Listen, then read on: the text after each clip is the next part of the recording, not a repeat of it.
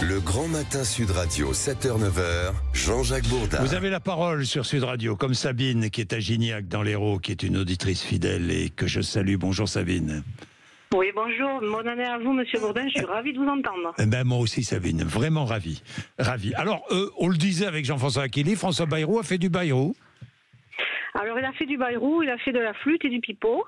Moi, je suis très déçue. Enfin, je suis pas très déçue au point de tomber de ma chaise, puisqu'on connaît Monsieur Bayrou depuis très longtemps. Le problème de ce monsieur, c'est qu'il n'a jamais pris position pour aucun parti, et le fait de rester assis comme ça entre deux chaises à un moment donné, quand on choisit pas son camp, on se met les pieds dans le tapis et on n'a plus rien à dire.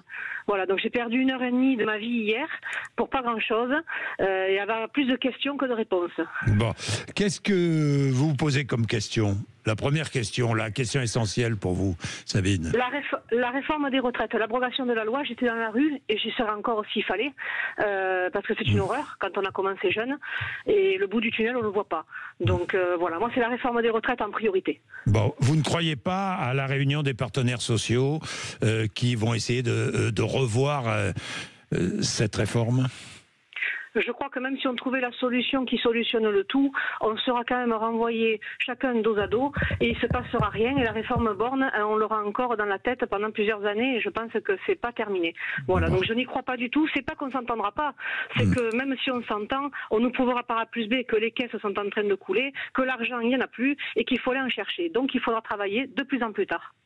Merci Sabine pour cette réaction, dans tous les cas, franche et directe. Philippe est à Narbonne. Bonjour Philippe. Bonjour. Je donnais les chiffres de la consommation de cocaïne. On est à 1 100 000 consommateurs de cocaïne en France en 2023. Forte augmentation. Alors, consommation stable sur le cannabis, augmentation de la consommation de la MDMA, ecstasy, et augmentation de la consommation de l'héroïne. Vous êtes un ancien consommateur de cocaïne, Philippe? Oh oui, un ancien consommateur occasionnel. Occasionnel, oui. J'ai quand même pas mal bougé. Avant, j'étais beaucoup sur du côté, on va dire, Haute-Savoie, Genève.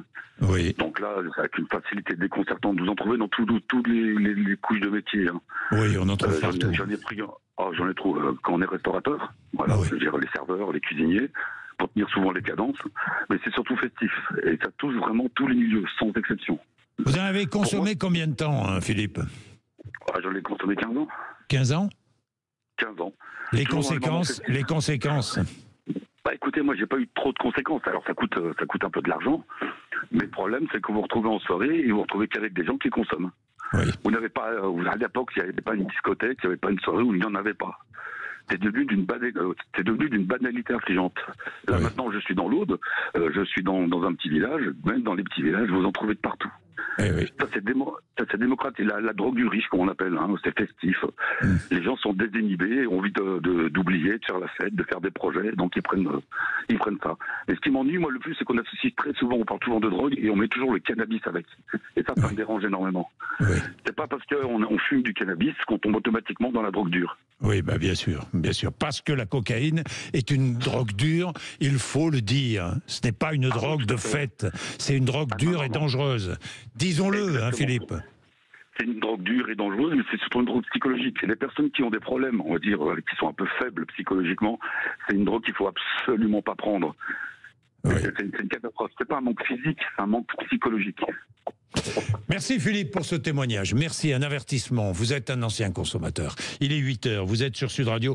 Deux chiffres à propos de la drogue. Chiffre d'affaires du trafic de la drogue en général, entre 3,5 et 6 milliards d'euros par an en France. Et le coût social pour les finances publiques, c'est-à-dire pour nous tous, est de l'ordre de 8 milliards d'euros. Ça nous coûte, le trafic de stupéfiants, en soins, etc., 8 milliards d'euros. Il est 8h.